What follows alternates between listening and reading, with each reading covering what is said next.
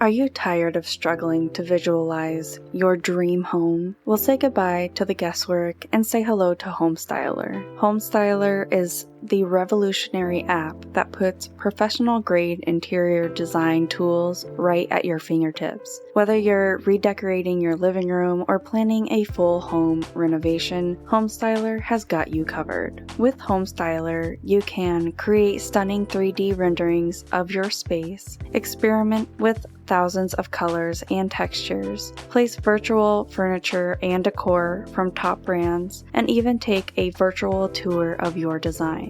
It's like having an interior designer, but in your pocket 24/7. Perfect for homeowners, renters, and professional designers. But the fun does not stop there. For a limited time, they are offering an exclusive deal to our listeners. Use promo code DARK10, all lowercase, at checkout to get an extra 10% off your Homestyler subscription. This is 10% off their already competitive prices. Don't let your dream home remain just a dream. Visit homestyler.com today and use promo code DARK10 and start designing the space that you have always dreamed of and wanted. Homestyler, where your vision becomes reality.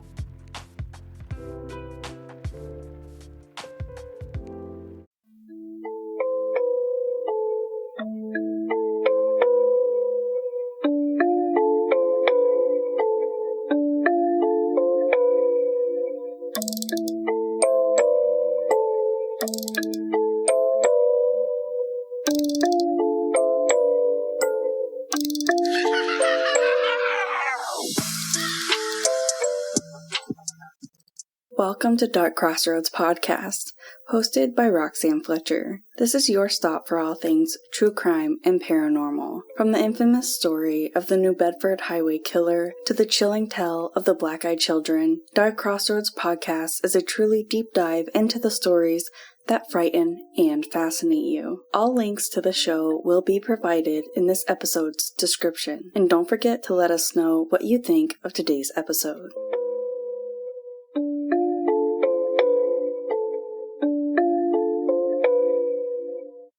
Hey guys, welcome back to another episode of Dark Crossroads, where you get to hang out with me, Roxanne, as we delve into the most chilling true crime stories from around the world. Today's case, we are going to be exploring the twisted tale of a man known as the Killer of Killers, Pedro Rodrigues Filho. Our story begins on June 17th of 1954. In a small town in Brazil, Pedro Rodrigues Filho entered the world with violence already etched into his destiny. It was reported that his skull was injured during his birth when his father, in a fit of rage, decided to beat Pedro's pregnant mother.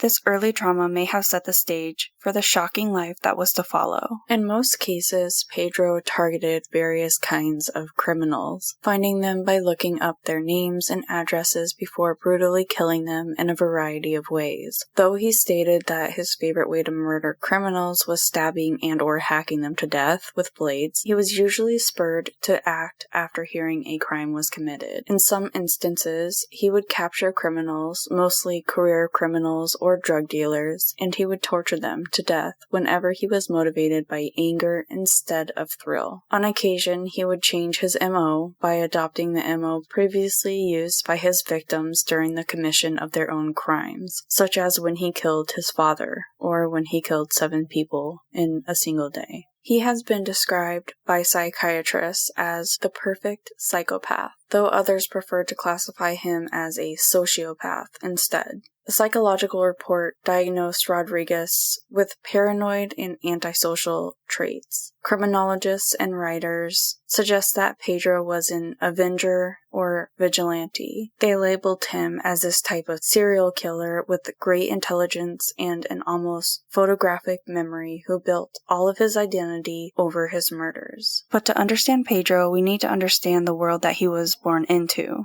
1950s Brazil was a country in transition, grappling with rapid urbanization, political instability, and widespread poverty. It was a breeding ground for crime and violence, especially in the impoverished rural areas that Pedro would grow up in. His childhood was marked by abuse and neglect. His father, an alcoholic school guard, was known for his violent temper. Young Pedro witnessed domestic violence on a regular basis, which undoubtedly shaped his perception of the world and his place inside of it. The next few years saw Pedro's violence escalate at an alarming rate. At the age of only 18, he had already killed 10 people. But it wasn't just the number of his victims that was shocking. It was his method of selecting them. Pedro began to target other criminals, particularly those he deemed more reprehensible than himself. Those that were drug dealers, rapists, and murderers became his preferred victims. He developed a twisted code of ethics, seeing himself as a vigilante cleaning up the streets. Pedro was unlike any killer that anybody had encountered at this time. He wasn't motivated by money or sexual desires. He killed because he genuinely believed that he was doing the right thing. It was as if he appointed himself judge, jury, and executioner. This modus operandi earned Pedro the nickname the Killer of Killers. He would often track down known criminals, he would study their routines, and then he would strike with ruthless efficiency. In some cases, he would even infiltrate criminal organizations, gaining their trust before systematically eliminating members he deemed worthy of death. Pedro's approach was methodical and, in his mind, justified. He saw himself as a sort of avenging angel, ridding society of its worst elements. This delusion of righteousness made him particularly dangerous, as he felt no remorse for his actions. One of Pedro's most notorious kills occurred in 1977, when he tracked down a drug lord responsible for multiple deaths. Pedro spent weeks gathering intelligence, posing as a low-level dealer to get close to his target. In a brutal display of his skills, he eliminated not just the drug lord, but also 4 of his bodyguards in a single night. But his crusade against criminals wasn't limited to the streets. Even after his arrest and imprisonment, he continued his mission behind bars, targeting inmates he considered irredeemable. A former prison guard stated that Pedro had an uncanny ability to identify the worst offenders in the prison population. He would befriend them, learn their stories, and then, if he deemed them unworthy of life, he would strike. Many inmates actually felt safer with Pedro around, believing that he was cleaning up the prison. Pedro's reign of terror on the streets came to an end in 1973, when he was finally apprehended by the authorities. He was sentenced to 128 years in prison, but for Pedro, this was far from the end of his story. The confines of a cell did nothing to curb his violent tendencies. While incarcerated, he killed at least 47 fellow inmates, always targeting those that he deemed worse than himself. He saw himself as a force of righteousness within the prison system. He had an uncanny ability to charm both inmates and the guards, while simultaneously instilling fear in those he targeted. He was soon seen as a truly dangerous individual. As I dove deeper into Pedro's story, I started realizing that it is crucial to examine the broader implications of his actions and the system that ultimately failed to contain him. Also, Pedro's case raises troubling questions about the effectiveness of the Brazilian prison system. How was he able to continue killing even while incarcerated? And what does this say about the ability of the system to rehabilitate offenders or even simply to contain them? A prison guard from the facility that Pedro was being held in stated, "Pedro was always one step ahead. He knew how to manipulate the system, how to get weapons, how to choose his moments. The other inmates were terrified of him, and even some of the guards were weary. It was like he ran the place from the deep shadows." While in prison, police records show that he was once transported in a vehicle with another prisoner, both of them being handcuffed. During this transport, Pedro had killed the other inmate without police noticing. When they opened the car door and saw the other prisoner was dead, Pedro said that he did it because the man was a rapist. His desire for vengeance took a new target, however, when his father murdered his mother with a machete. Incarcerated in the same prison, Pedro devised a plan to get revenge for his mother. He stated, "I killed my father in prison. I was already in prison then. I've spent 42 years in prison. My father was in prison. I arranged a well-thought-out plan, and I turned up at my father's cell. I had promised revenge on my mother's coffin. Pedro would go on to stab his own father 22 times, then ripped his heart out and bit into it. I just chewed it. I cut the tip of his heart off and I chewed it, and I threw it on top of his body. This aspect of Pedro's criminal career, a killer who targets other killers, has captured the public imagination and even influenced popular culture, which brings us to an interesting connection: the hit TV show Dexter. Many of our listeners may be familiar with the popular TV series, which aired from 2006 to 2013. The show follows Dexter Morgan, a forensic blood spatter analysis for the Miami Metro Police Department, who leads a secret double life as a vigilante serial killer, targeting other murderers who have evaded the justice system. While Dexter is a work of fiction, it is interesting to note that the character of Dexter Morgan was loosely inspired by real-life killers who targeted other killers, and Pedro just happened to be one of those primary influences. Like Pedro, Dexter is a serial killer who targets other killers operating under a twisted moral code that justifies murder as a means of cleansing society. While Dexter is a fictional character, it is interesting to note that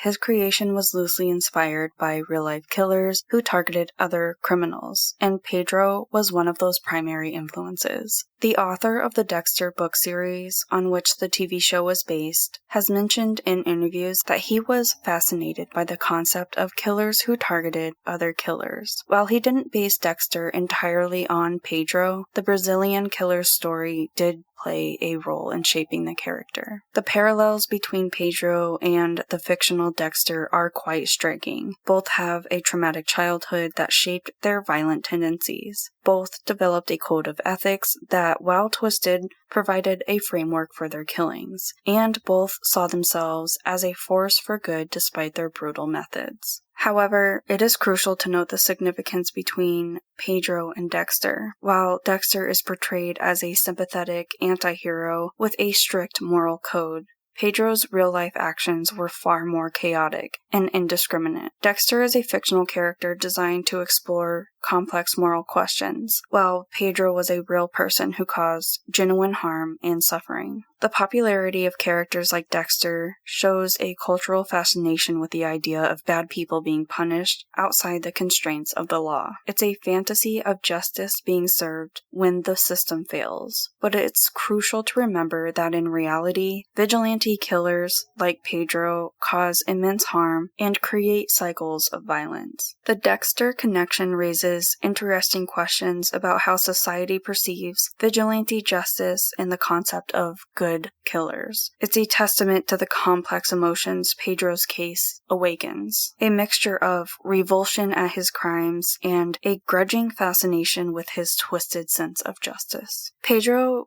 presents a fascinating case study in the world of criminal psychology. He doesn't fit neatly in a typical understanding of serial killers. His targeting of other criminals and his twisted sense of morality sets him apart. In some ways, he's reminiscent of the fictional character Dexter, a killer who only kills those that he deems deserving of death. But, unlike a fictional character, Pedro's actions had real, devastating consequences. Each of his victims, regardless of their crimes, left behind families and loved ones. The ripple effects of his actions spread far and wide, leaving a trail of trauma and grief. In a twist that shocked many, Pedro was released from prison in 2018 due to a Brazilian law that prohibited prisoners from serving more than 30 years. After decades behind bars, the killer of killers was back on the streets. This development sparked outrage and fear in Brazil. How can a man responsible for potentially over 100 deaths be allowed to walk free? What does this say about the concepts of justice and rehabilitation? Pedro's release highlighted the flaws in our justice system. While the law is designed to prevent inhumane life sentences, it failed to account for exceptional cases like Pedro's. It raised serious questions about public safety and the purpose of incarceration. However, Pedro's freedom was short-lived. In 2020, he was arrested again on charges of involvement with organized crime, suggesting that his time in prison had done very little to change his criminal tendencies. While exploring Pedro's life and his crimes, more questions than answers surfaced. His story forces us to confront uncomfortable truths about the human nature, justice, and the thin line between good and evil. Pedro's case challenges our notions of morality. Can a killer who targets other criminals be considered less evil? Does his twisted sense of justice mitigate his crimes in any way? And what does it say about our society that such a prolific killer could eventually walk free? His case is a stark reminder of the complexities of criminal psychology. It highlights the need for more nuanced approaches to justice and rehabilitation. It also underscores the importance of addressing the root causes of violence in society: poverty, abuse, and lack of mental health support. His story serves as a chilling cautionary tale. It reminds us of the darkness that can lurk within the human soul, and the devastating consequences when that darkness is allowed to flourish. Now that I've covered the broader aspect of Pedro's life and crimes, I wanted to take a closer look at what earned him the chilling moniker, the Killer of Killers. Pedro's victims weren't chosen at random. He specifically targeted individuals that he deemed to be criminals themselves: drug dealers, rapists, murderers, and other violent offenders. This peculiar code of ethics set him apart from other serial killers and added a complex layer to his already controversial legacy. Pedro's focus on killing other criminals stems from a warped sense of justice. In his mind, he was performing a service to society by eliminating those that he considered to be the worst offenders. This delusion of righteousness made him particularly dangerous, as he felt no remorse for his actions. Pedro's methods were as calculated as they were brutal. He would often spend weeks, sometimes months, tracking his intended victims. He would study their routines, infiltrate their circles, and strike when they least expected it. His precision was terrifying. He didn't just kill people, he executed. Each murder was like a mission for him. He saw himself as cleaning up the streets, doing what he thought the police and the justice system couldn't or wouldn't do. On March 5th of 2023, Pedro was killed outside of a family member's home. The 68-year-old ex-killer's throat was slashed and sustained multiple gunshot wounds from assailants in a black car. The suspects fled the scene immediately after, but police later discovered the car that they had been driving, as well as the stack of ammunition nearby. The anonymous assailants reportedly told Pedro's relatives, "It's nothing to do with you, take your daughter and go inside."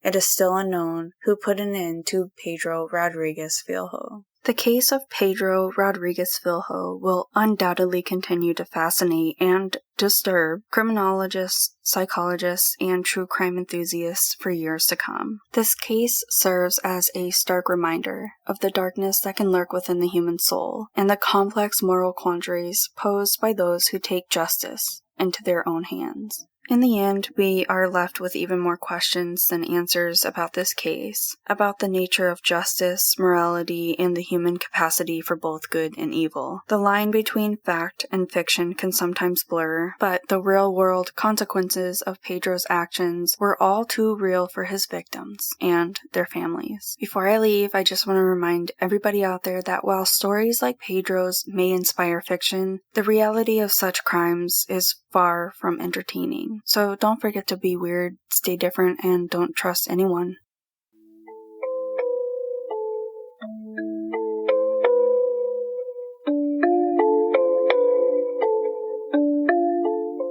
Alrighty, so it's that time, guys, to say goodbye.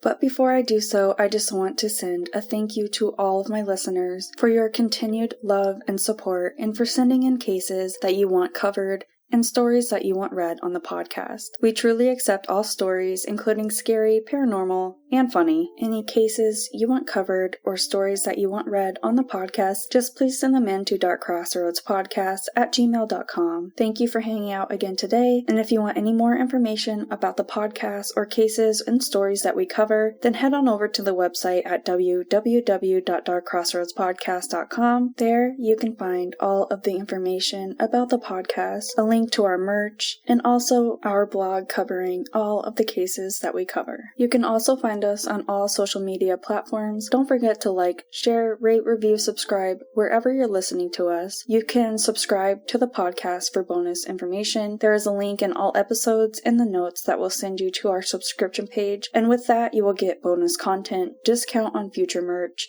and a lot of extra goodies. Every single dollar that comes through donations or through our subscription goes straight into the podcast, helping fund research, and it really helps us out and keeps this podcast going. And with all of this said, please don't forget to be weird, stay different, and don't trust anyone.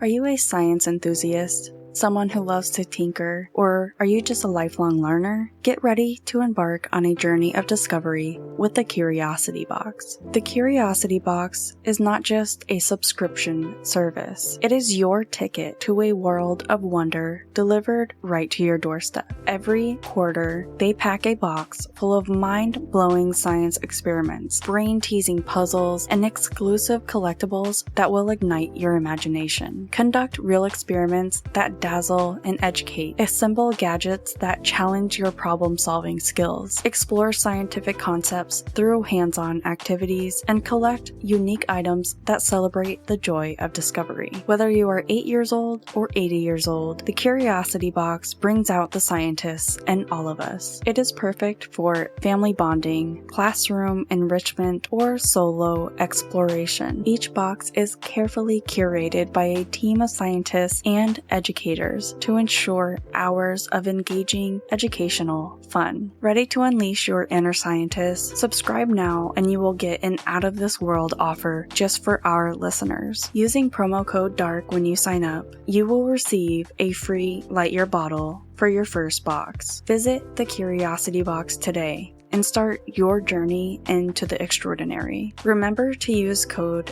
DARK to receive your free Light Year bottle. The Curiosity Box, where curiosity leads to discovery.